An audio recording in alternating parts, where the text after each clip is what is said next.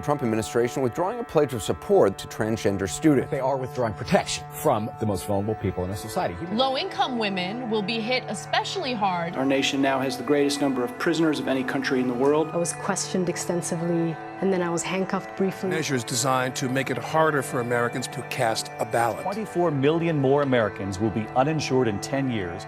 The new guidelines impose a 90-day ban on travelers from 6 predominantly Muslim countries. This executive order was mean-spirited and un-American.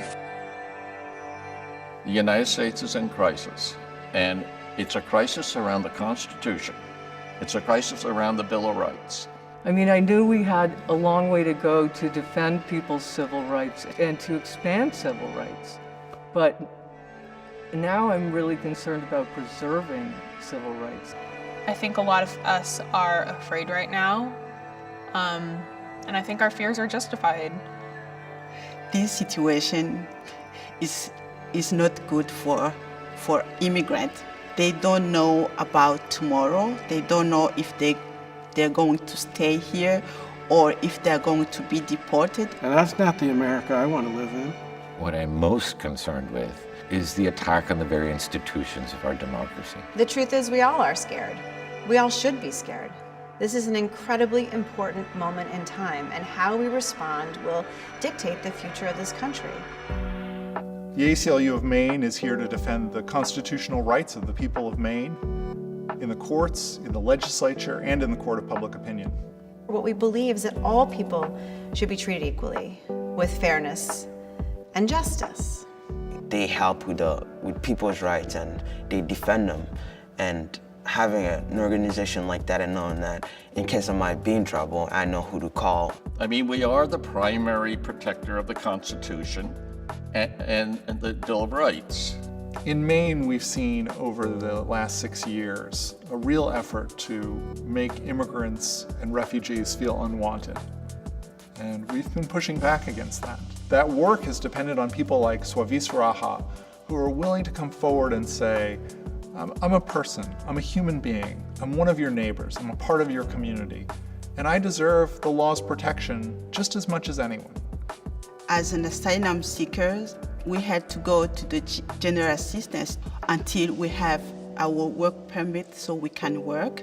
The governor was going to cut the GA, and ACLU approached me, and I filed a case against the governor at that time. I decided to come forward because somebody had to come and speak out.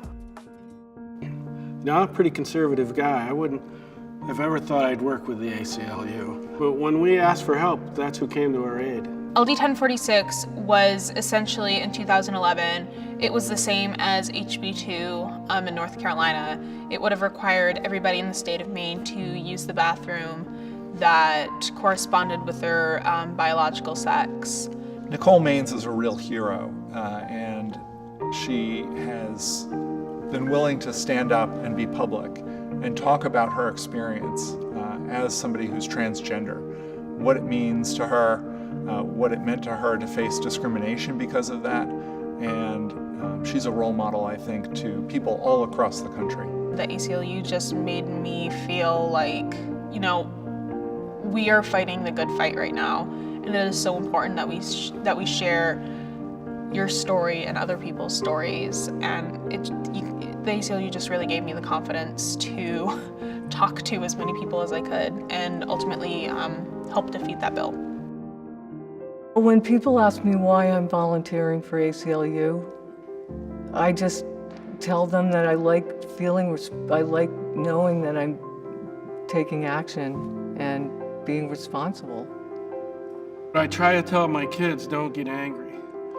Use, or at least harness your anger and get back in the fight.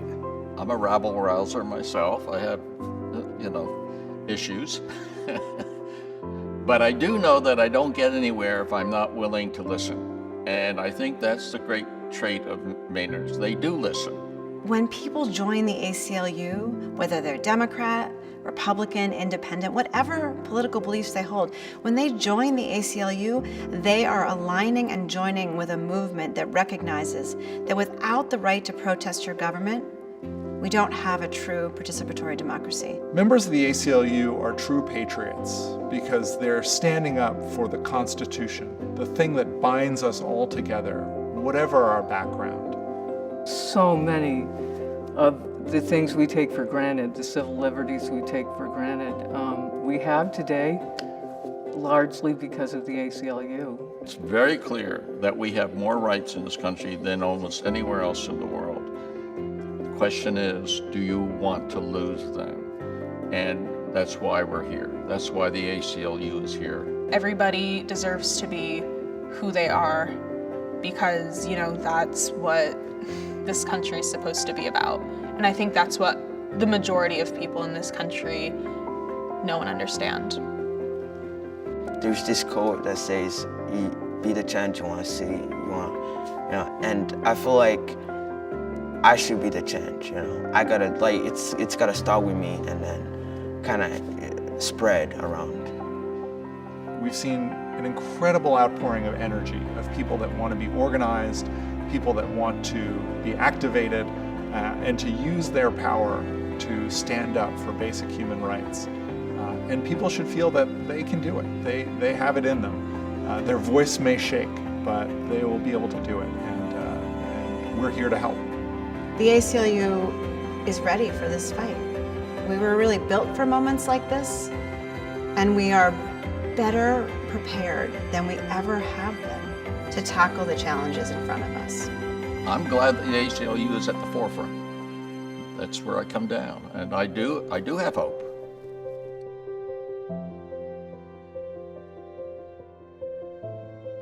When in the course of human events, it becomes necessary for one people to fulfill the promise of being one people, necessary to abolish any government that becomes destructive of these ends, necessary to dissolve the political bands that keep us from speaking to each other, necessary to avow our interdependence, to look straight into each other's eyes the way we behold the moon and declare to one another, I see you, I see you,